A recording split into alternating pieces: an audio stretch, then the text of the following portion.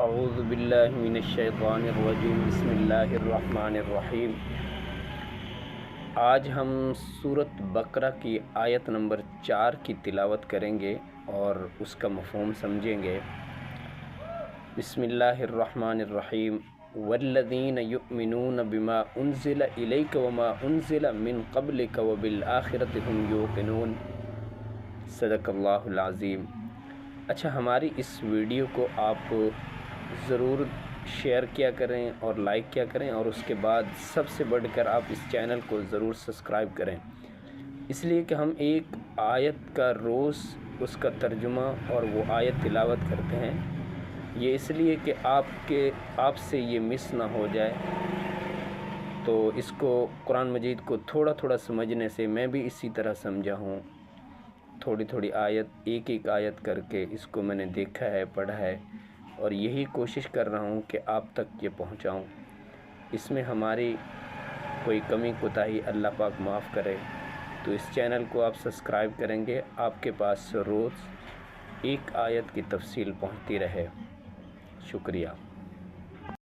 This verse describes a fundamental quality of the true believers. Allah states that the rightly guided are those who believe in what has been revealed to Prophet Muhammad, peace be upon him, and in what was revealed before him. This belief reflects a comprehensive faith that connects all divine revelations into one continuous message of truth. A true believer does not discriminate between prophets or divine books. Instead, he acknowledges that all messengers were sent by the same God, and that their teachings shared the same core message: worship of Allah alone and accountability in the hereafter. The Quran confirms and completes the guidance that was revealed earlier, serving as the final criterion of truth. A remarkable aspect of this verse is the use of the word yaqeen, certainty, for the hereafter instead of iman, belief. This distinction is profound.